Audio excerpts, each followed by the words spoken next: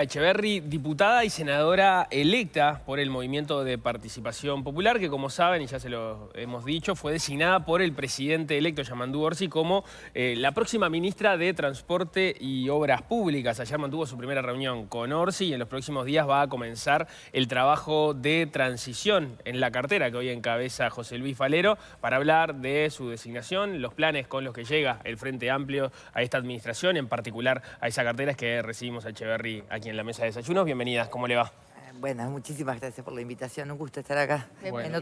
En la perspectiva de otro rol. Bueno, felicitaciones por el nuevo desafío. ¿Desde cuándo tiene claro más o menos que este iba a ser su destino? Hace unos días, tampoco tanto, era una cuestión que se manejaba, pero bueno, siempre hay que esperar a la definición y a la decisión que tomara el presidente electo, ¿no? Tu nombre siempre se asociaba a vivienda, ¿no? Cuando pensábamos que iba a ser Lucía Etcheverry, que era el nombre que andaba, se pensaba en vivienda. ¿Qué pasó ahí? No, lo que pasa es que en vivienda es donde he tenido como mayor trayectoria, ¿no? He trabajado muchísimos años en vivienda, y bueno, creo que era como natural esa asociación.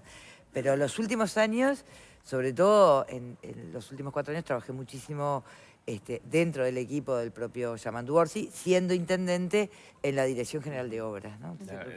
De ahí ya nos veníamos conociendo en la gestión. De alguna forma van a replicar esa relación que tuvieron en la Intendencia de Canelones, él como intendente, tú como directora de obras, en el gabinete de él, ¿no? Él como presidente ahora y tú como ministra. Y además una visión de tratar de ver la integralidad, ¿no? De considerar lo que son las necesidades o la importancia de la conectividad, de infraestructura, pero también en clave no solamente de desarrollo económico, sino también de bienestar social. Y ahí hay también una incorporación, que es la subsecretaría, que es un arquitecta que ha trabajado hace muchísimos años en la dirección de obra también de Canelones, el canalcentrismo, ¿no dicen? Claudia Pérez. Exactamente. Así que venimos de esos equipos que se conformaron en su momento. ¿Cuál es el primer diagnóstico que haces de la gestión que las actuales autoridades han hecho con la cartera? Yo de ahí, hasta tanto no tener, ¿verdad?, la documentación, porque el procedimiento que se acordó fue en la primera reunión de Yamandu Orsi con el presidente actual, es que todo se iba a centralizar a través de Presidencia de la República actual, el doctor Ferrés, se le iba a enviar toda la información al secretario de Presidencia futuro, que es Alejandro Sánchez, y a partir de ahí, una vez que tuvieran los equipos, como estamos en este momento, se iban a distribuir. A nosotros todavía no nos ha llegado, como a otras carteras, estamos a la espera de eso. Fundamentalmente para ser respetuosa y cuidadosa, esperar a que llegue esa información, ¿no? Pero de todas maneras, la agenda en materia, la conocemos, la conocés, la has seguido. Sí, este gobierno se jacta mucho de la construcción, de las rutas, de los puentes, apostando por la conectividad. ¿Coincidís con esos puntos verdes, digamos, a favor? Bueno, y también lo ha presentado en las rendiciones de cuentas, ¿verdad? Correcto. Yo creo que ha habido, es verdad, una alta ejecución de obras. Muchas de ellas venían del plan estratégico del periodo pasado. Es decir, no es que haya innovación, sino que hubo, y me parece que está muy bien, una continuidad de lo que fue el plan estratégico que dejó en su momento el equipo de Víctor Rossi. No sé. El punto acá es algunas de ellas, si efectivamente en el orden en que se han ejecutado responden a las prioridades reales en términos del servicio, tanto de carga, pero sobre todo también de la conectividad para la gente, y particularmente las formas o los instrumentos que se utilizaron de financiamiento, ¿verdad? Porque eso implica también comprometer hacia adelante y mucho, no solamente la cartera, las necesidades que tiene el país de conectividad, lo que necesita también el transporte de pasajeros. Este ministerio es una cartera muy amplia, ¿verdad? No solamente es la construcción de las rutas, pensando en el transporte de carga o en la conectividad. Vos tenés también en el transporte de pasajeros muchas cosas que se dejó de hacer, controles, en términos sobre todo no solamente de control por la fiscalización en sí misma, sino también para garantizar derechos vinculados a los trabajadores. Obviamente las reglas de juego claras para las empresas que no se continuaron, y eso es un tema que hay que analizarlo, ni que hablar lo que tiene que ver con los aspectos portuarios. Y no hablo solamente de nuestro puerto identidad, sino también del conglomerado que hay de puertos también en el interior del país. Eso es complejo y eso quedó en el camino, ¿no? Abriste varios frentes ahí de los que tiene Los que la tiene el cartera. Sí, ministerio. está perfecto. A ver, vamos de a uno. Mencionaste los mecanismos de financiamiento para las obras. Sí. Ahí el cambio más sustantivo, o por lo menos que más se publicitó, fue el cambiar la herramienta de las PPP por la herramienta de las CREMAF, que es una versión un poco Para más acotada de lo que sí. eran las PPP. Víctor Rossi Sí. se quejó mucho en su momento de la demora que había llevado el desarrollo, el Sí. instrumento de las obras a través de mecanismos de participación público-privada. En ese sentido, ¿cuál sería el cambio? Porque en definitiva las dos tienen mecanismos de financiamiento relativamente similar, ¿no? PPP y CREMAF. Hay mecanismos similares, por supuesto.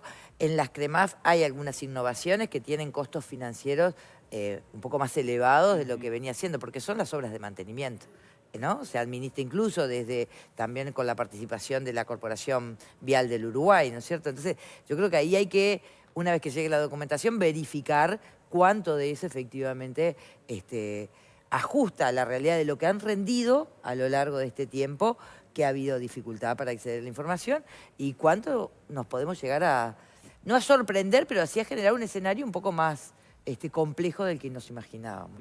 Mencionaste el puerto, este fue uno de los puntos álgidos Sí. con el transporte, sobre todo al principio del periodo, cuando se definió el acuerdo con Catunací. Ahí ¿con qué mirada llegan? Porque el acuerdo del puerto está firmado. Sí, y establece también el programa de Frente Amplio tratar de llegar a poder tener acceso a la información, a los efectos de ver qué márgenes hay, sobre todo para la operativa adentro, que permita recuperar soberanía, que permita también recuperar recursos para el país. Eso dependerá, hay todo un carril que va por la justicia una vez que tengamos, yo creo que acceso a esa información de primera mano, de quienes protagonizaron esta decisión, que para nosotros es controvertido y cuestionable, vamos a ver qué margen se tiene de acción. Pero entiendo que quizás todavía es pronto para algo de eso, Sí. pero van a estudiar si hay márgenes de acción para revisar el contrato, o en todo caso la estrategia va por otros carriles, como por ejemplo las modificaciones a los reglamentos de atraque o algo por el estilo. Bueno, los reglamentos de atraque ha sido el punto sustantivo que quedó dentro del contrato y que en más de una oportunidad se ha planteado la posibilidad de renegociar. Hasta que no tengamos la información va a ser muy difícil, pero es el punto más sensible, ¿no? Y el O uno de SITRAC, los que más fue el sensibles. último que mencionaste, Exacto. que era con lo que Sí. llegó el gobierno de Tabaré Vázquez, iba a empezar a instrumentarse. Lo paró, se cambió por un nuevo Se sistema. suspendió, se estaba lanzando un nuevo sistema, Verdad. ahora es relativamente reciente. Ahí, ¿cuál va a ser la postura del gobierno? ¿Acumular sobre lo que desarrolló la administración de Falero o volver a una idea como la que se tenía en la administración de Vázquez? Sí. Nosotros, y fue un lineamiento claro que nos planteó también Yamandú Orsi ahora el lunes, fue dos cosas. Primero, no somos refundacionales. Hay cosas que también, bueno, habrá que continuarlas, obviamente con los cambios o los ajustes que se entienda necesario. Y segundo, tenemos que trabajar en equipo. Y trabajar en equipo implica que acá no hay ministerios que queden como en un compartimento estanco, ¿verdad? La vida de la gente es una sola y no está organizada como el Estado, ¿verdad? Por cartera o política sectorial. Tenemos que trabajar en conjunto a la interna de los ministerios y con el resto de los ministerios. Y esa mirada de integralidad, de trabajo en equipo, implica que estas cuestiones las tenemos que mirar desde el punto de vista de la seguridad en el tránsito, desde el punto de vista también del empresariado para que tenga reglas del juego claras, pero que no haya evasión, porque si no pierde el país, ¿no? Tenés una inversión enorme en las rutas, en la vialidad, en los puentes, pero tiene que haber también una devolución en términos del mantenimiento que requiere, pero también hay que garantizar las condiciones de trabajo y la formalización. Entonces, en ese marco vamos a ver, porque hay otros instrumentos que existen también, ¿verdad? Hoy ya viene la mayoría de los vehículos con GPS, hay software bastante sofisticados que te permiten una trazabilidad y cumplir capaz que los mismos objetivos sin tener que ponernos a hablar si este sistema es mejor o el otro. No es un tema de la herramienta, sino del objetivo y para qué se la quiere. Así que por ahí vamos a ir. Otro de los temas que mencionaste es la comunicación del transporte, y ahí hay un par de asuntos uno del que se habla hace ya no me acuerdo cuántos años, que es el transporte entre Montevideo y Ciudad de la Costa. Que sigue como pendiente en la discusión y se sigue hablando del tema, pero todavía no vemos algo concreto. Y otro de los temas del cual se ha hablado mucho en este gobierno es el tren tram. que tampoco se llegó a hacer y que hubo sí proyectos. Y que, bueno, ¿cuál es tu idea en esos 2 puntos concretamente? Como lineamientos generales, ¿no? Aclaro, Sí. porque no tenemos... Lo que nosotros tenemos, el programa del Frente Amplio, la base programática establece la prioridad, ¿verdad?, de pensar o empezar a avanzar rápidamente en un plan estratégico en el área metropolitana, ¿verdad? Y que tiene que ser multimodal, hay que incorporar los distintos modos de transporte. En las prioridades programáticas que presentó Yamandu Orsi en Colonia también, fundamentalmente se lo menciona. Promover la construcción de ejes troncales rápidos de transporte público en la zona metropolitana de Montevideo, es lo que plantea. Sí, ahí va, porque el 60% de la población se concentra en el área metropolitana. Y ahora no es solamente Montevideo Canelones, también tenemos San José. La cantidad de gente que viene de Ciudad del Plata, ¿no es cierto?, a trabajar o desarrolla un montón de actividades de su vida en Montevideo y vuelve, es muy importante. De hecho, el censo, yo no lo recuerdo, pero el censo lo relevó a ese dato. Y hay que mejorar la calidad de ese transporte, hay que mejorar los tiempos, que la gente pierde muchísimo tiempo en el traslado, distancias que vos decís, no podría ser así, ¿no? Porque es calidad de vida también. Y obviamente también condiciones de seguridad. Y ahí está, esa propuesta que te mencionas. Hubo también, recordarán ustedes, hace muy poquito tiempo una presentación de Simbe, que resuelve los nudos críticos, sobre todo en Montevideo, ¿verdad?, en la 8 de octubre, en Italia. Y suponemos que pueden haber otras propuestas.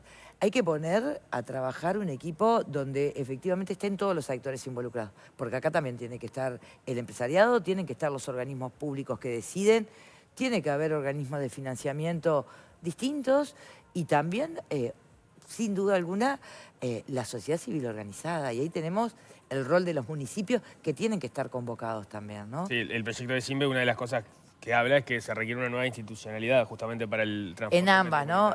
Sea, digamos, el modelo o la vía que entendamos más conveniente, la gobernanza es muy importante. Pero imagino entonces que este va a ser uno de los temas de transición con Falero, ver en qué punto de avance queda el estudio del Tren-Tram y eventualmente, bueno, las posibilidades de ir hacia una propuesta más parecida a esa. Es prioridad no solamente del Frente Amplio, es prioridad que fijó el presidente Orsi, pero que obviamente va a ser en el mediano plazo, ¿no? No son cuestiones que se definan rápidamente por lo que implican de inversión. Pero vamos a ver, el gobierno también planteó lo de la autopista, finalmente eso quedó, con impactos ambientales muy complejos, que también son cuestiones que hay que considerar. En las bases programáticas del Frente también se habla de generar áreas para la actividad productiva. Sí. Esto está vinculado a generar zonas como análogas serían a lo que sucedió en Canelones con el polo logístico. Por supuesto, tiene que ver con eso, pero tiene que ver también con generar un montón de servicios colaterales que dan mejores condiciones a cada una de las áreas. Nosotros te voy a poner un ejemplo que lo vivimos a diario en Canelones y seguramente muchos municipios lo tengan presente. Tú tienes una acumulación en muchos momentos del año en forma particular, pero hay una tendencia que se ha sostenido todo el tiempo de camiones de gran porte, estamos hablando en algunos casos hasta de tritrenes, ¿no?, que en algún lado tienen que tener condiciones para mantenimiento, para limpieza, para transferencia de productos que eventualmente puedan mejorar las condiciones también de traslado. Esas son estaciones de transferencia. Hay que incorporarlo también, toda la logística dentro de lo que tiene que ver con el transporte. Y cuando hablo del transporte, estoy hablando de todas las áreas, ¿no? Transporte carretero, transporte de carga, transporte de pasajeros, transporte fluvial. Y la logística tiene que estar presente como una disciplina que esté mirando cada uno de estos modos de transporte. ¿Pero tienen alguna proyección para llevar adelante en algún departamento específico como estos esquemas? Vamos a ver cuánto se avanzó hasta ahora para ver qué es posible hacer, ¿no? Ahí también hay que incorporar, que no pertenece, por supuesto, al Ministerio, pero que hay que sentar a la mesa, es justamente el INALOG, ¿no?, el Instituto Nacional de Logística, porque ha definido mucha cosa. Ahí está la intergremial de carga, ¿no? Hay otros actores que hay que sentar a la mesa a empezar a definir estas cosas. ¿Cuándo te reunís con Falero? ¿Ya está previsto? Estamos esperando la documentación. Yo creo que ha sido un acierto, una definición de que todo esté centralizado en la primera etapa, ¿no? Lo elevan las autoridades del Ministerio a Presidencia de la República. Presidencia de la República, como yo les comentaba hace un rato, lo traslada al secretario Sánchez, que va a ser el futuro secretario de Presidencia, y ellos distribuyen a las carteras. Recién ahí empezamos a fijar las bilaterales, para ser ordenados, ¿no?, para ser prolijos. Me parece que es importante, hay tiempo para eso, pero hasta ahora de esta cartera no se ha recibido no se recibe información. Y en la reunión con Orsi, ¿cómo fue esa reunión con Orsi en el día de ayer? No, fundamentalmente como hemos tenido otras, ¿no? Un poco intercambiar en esta etapa cuáles son las prioridades, los criterios que aspira, digamos, las líneas de trabajo, esto que tiene que ver con contracción al trabajo, con mucha dedicación, con esfuerzo, con mucha transparencia. ¿Pero fue más una charla técnica, digamos, conceptual y genérica, o hubo cosas particulares de las cuales... No, una charla conceptual aplicada a esta cartera en particular y a esta mirada que yo le decía que insistió mucho el lunes de tenemos que poder mirar, no, tenemos un árbol pero no podemos perder el bosque, ¿no? La gente tiene, y lo remarcó ayer también, la gente tiene mucha esperanza, te lo transmite, ¿no? Nosotros tuvimos la oportunidad el lunes a la noche de un evento en el Solís, y la gente sin conocerte, te paras para saludar, te felicita y lo que te dice es que tiene confianza, que necesita que las cosas funcionen bien, independientemente de lo que haya votado. Y nosotros tenemos que honrar esa confianza, realmente esa alegría que hay, tenemos que cumplir. Con la conformación de este nuevo gabinete hay un asunto que estuvo estos días sobre la mesa, que es el objetivo no cumplido de llegar a una conformación paritaria, justamente. ¿Qué visión tenés vos al respecto? Justamente siendo una de las mujeres que está como titular de la cartera. Sí, fue una definición, fue un criterio que se trató de aplicar y lo que nos transmitieron es que, bueno, se pudo llegar hasta acá también en virtud de los nombres que se fueron manejando. Falta, es verdad que falta. Yo creo que tenemos que seguir manteniendo ese horizonte. Nosotros particularmente hemos tratado de marcar realmente el esfuerzo con decisiones concretas para alcanzar el objetivo de la paridad. Bueno, se pudo hacer hasta donde, ¿no? Se pudo llegar hasta acá en este momento. Tenemos que seguir trabajando para eso, ¿no? Yo me siento además con esa responsabilidad, además porque en el Ministerio de Transporte, por lo que me comentaban, es la primera vez que va a haber una mujer a cargo, ¿no? Y en este caso además somos un equipo porque es una arquitecta quien va a asumir la subsecretaría. Así que ahí tenemos una responsabilidad importante. O sea, existió el esfuerzo de poder llegar a este objetivo, pero no existió la premisa que haya bajado Orsi de manera explícita a decir los nombres que recibo deben cumplir con esta condición. El criterio fue conocido por todos porque fue hecho público, ¿no es cierto? Realmente era una aspiración poder concretarlo. Bueno, acá cada sector evaluó, obviamente con sus consideraciones, esto no es una obligación, hasta acá se pudo llegar. Yo creo que tenemos que seguir trabajando en eso, ¿no?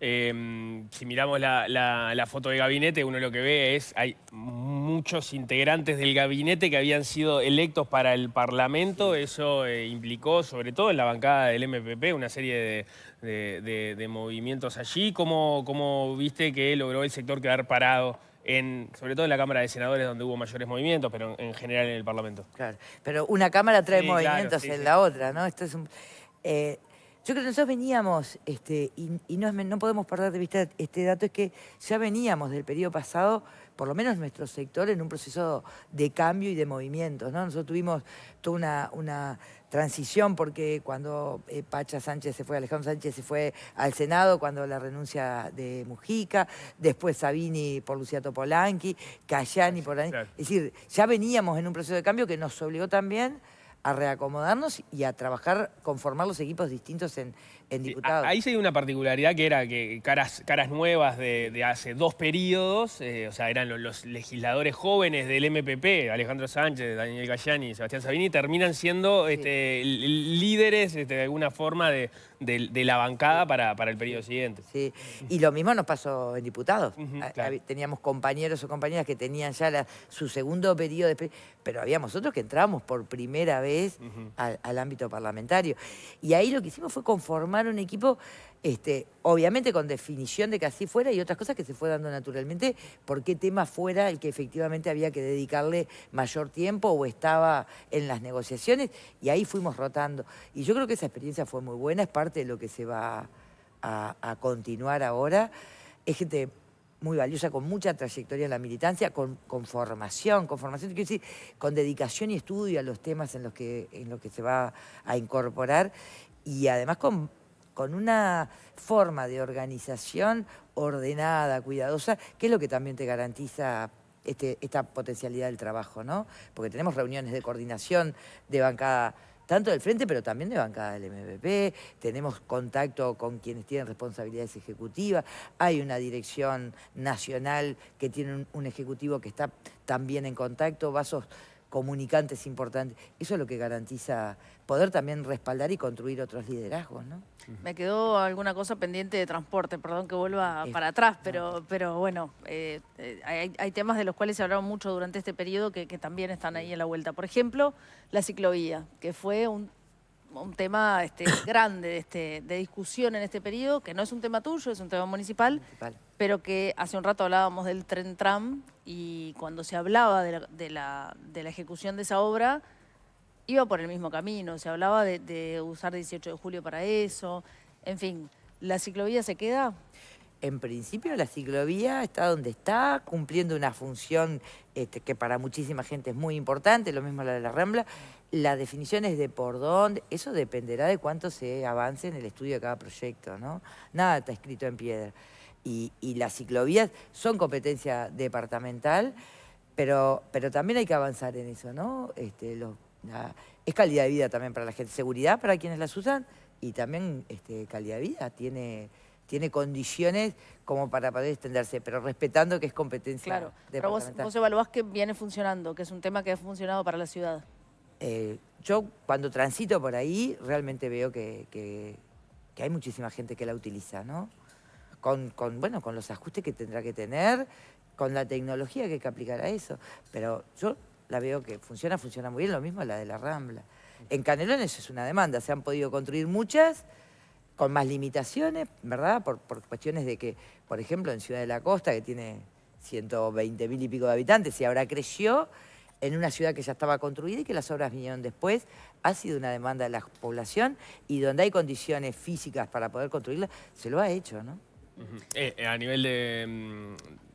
No, era algo, ya que nombraste Ciudad de la Costa, también otra cosa que me quedaba pendiente preguntarte, era en el caso del transporte, las vías rápidas, ¿qué pasa con los vecinos que no viven cerca de las vías rápidas, ¿no? Ni de la Rambla, porque entre la Rambla y por ejemplo, y la avenida Interbalnearia hay un montón de cuadras. Sí. ¿Hay algo pensado para el transporte de esas personas, transporte interno, en fin, que pueda mejorar? Porque es una de las demandas de los vecinos de Canelones, Ciudad de la Costa. Y te voy a agregar otra más que también es increíble, y es en el medio rural, pero no estamos hablando, no pensemos en el medio rural, en Tacuarembó y a 400 kilómetros, ¿no? de Montevideo y 100 y pico de la capital. Yo te estoy hablando del medio rural, de a veces lugares, localidades que están a 70 kilómetros, 80 kilómetros de Montevideo para tener una referencia y tienen que tomar dos ómnibus. Y eso les implica previamente tener la posibilidad de un traslado autónomo e independiente hasta la ruta más próxima, ¿no? Y que a la nochecita ya no tienen forma de... Hay que empezar a resolver eso. Es parte cuando se plantea en las bases programáticas y en las prioridades pensar el sistema de transporte metropolitano, no implica las conexiones entre los grandes puntos, implica también resolver a la interna de esos grandes puntos cómo llega la gente, sin duda.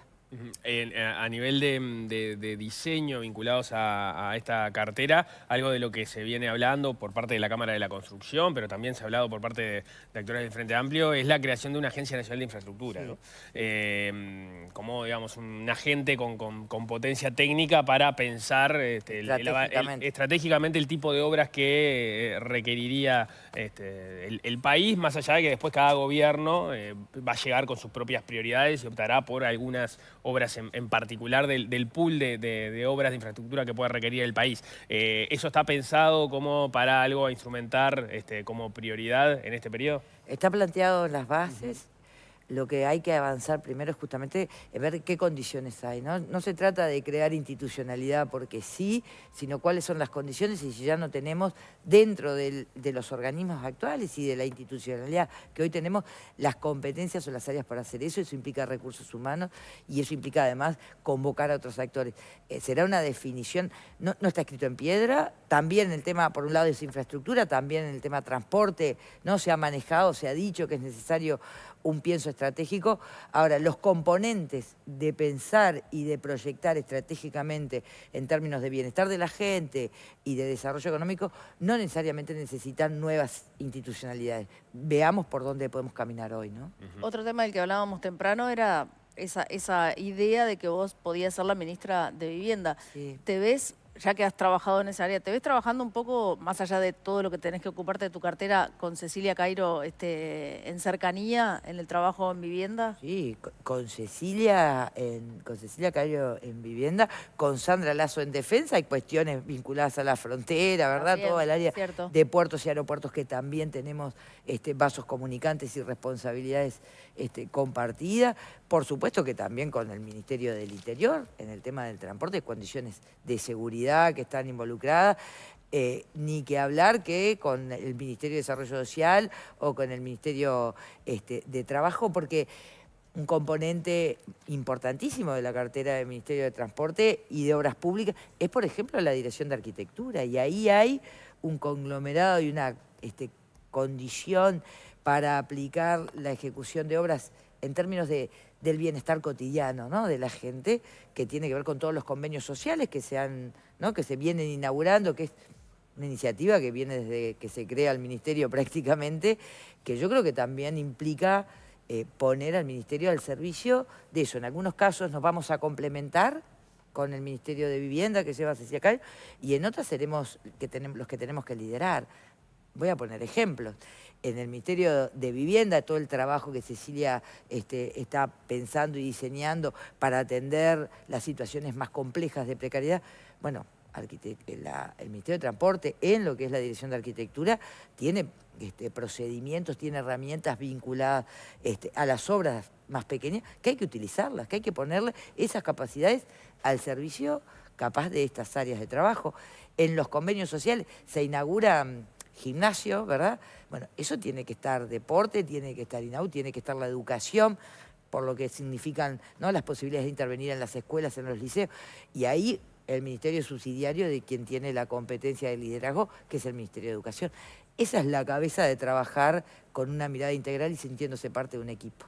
Hace algunos días el presidente de la República, Lacalle Pou, en una inauguración, si no recuerdo mal, en Montes, dijo que no le iba a dar el tiempo para poder inaugurar todas las obras con las que iban a llegar al 1 de marzo cuando se diera la transición, que creo que estaba Francisco Leñani, secretario general de la Intendencia de Canelones, allí, le dijo, avisale a Yamandú que la primera semana de gobierno va a tener, no me acuerdo si dijo 6, 7, 10 obras para inaugurar en esos primeros días de gobierno. ¿Se imaginan si se diese el caso y hubiese que inaugurar en los primeros días de gobierno obras que fueron pensadas en este periodo, inauguraciones conjuntas con las presencias del antiguo, digamos, del gobierno saliente? Yo no descarto nada. Y tengo otros antecedentes, recordarán ustedes, digo, porque fue icónico y trascendió fronteras, pero hubieron muchísimas de esas que capaz que no tuvieron tanta difusión, pero cuando se inaugura el nuevo aeropuerto de Carrasco, el presidente Tabaré Vázquez no solamente lo invitó, lo hizo ser partícipe en primera plana al presidente Jorge Valle, ¿no?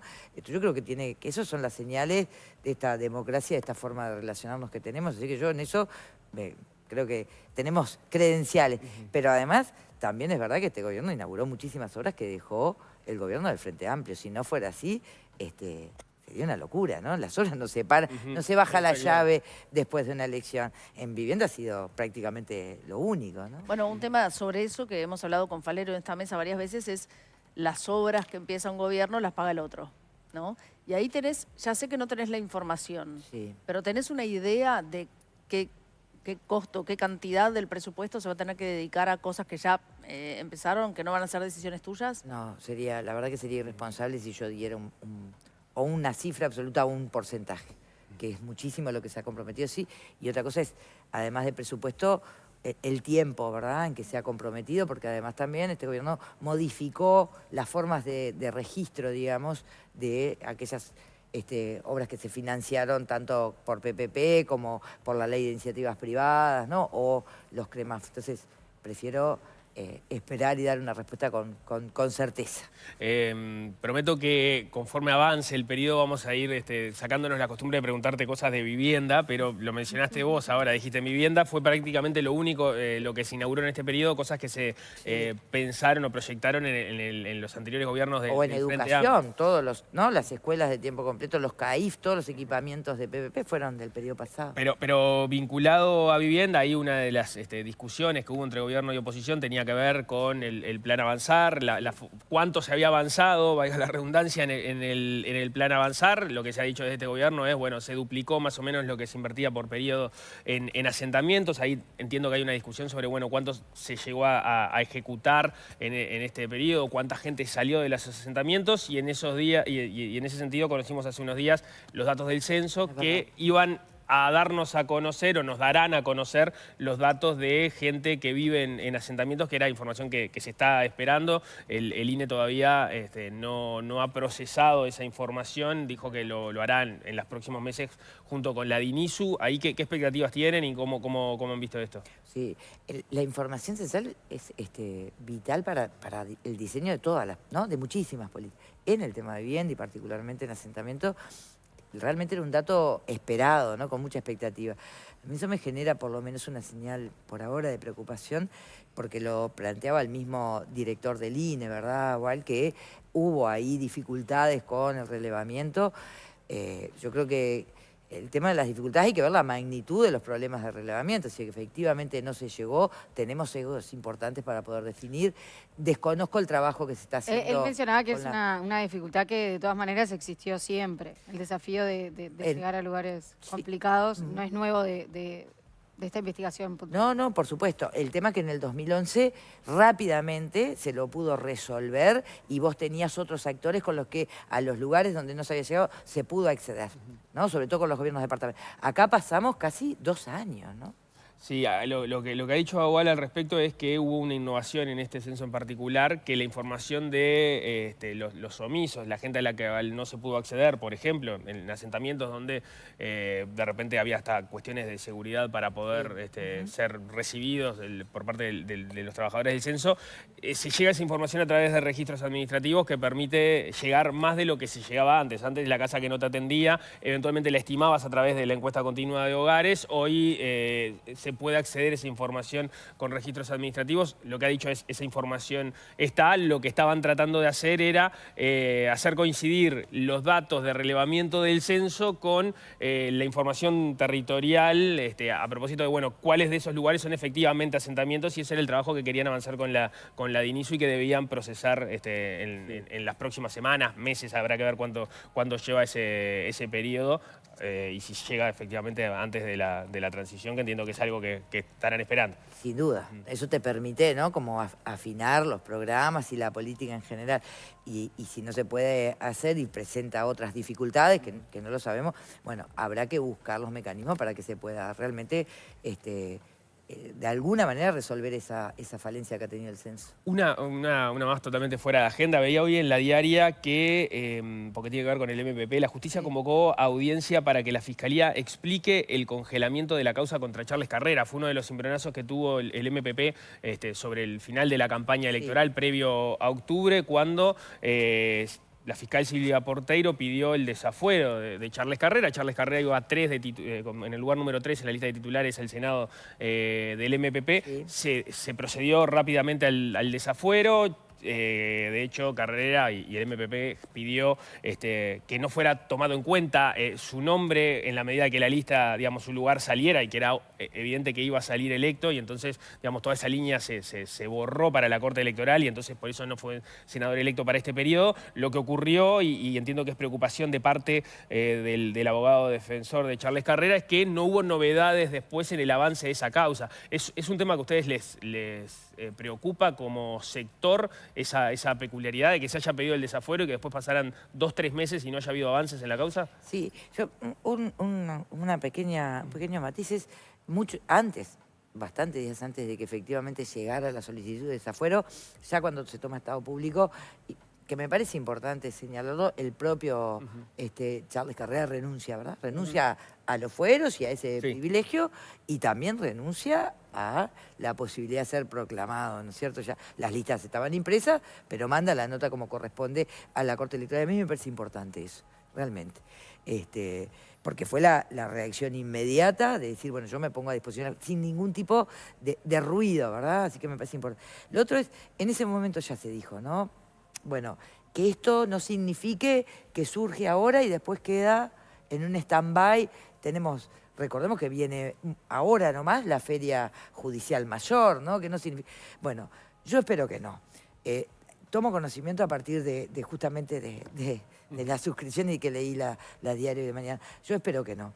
Yo confío profundamente en la justicia, podrá gustarme más o menos, digamos, algunos accionar, pero espero realmente que haya una explicación que tiene que ver con el cúmulo de trabajo, con la cantidad de situaciones tan importantes que están atendiendo, pero bueno, hay que valorarlo.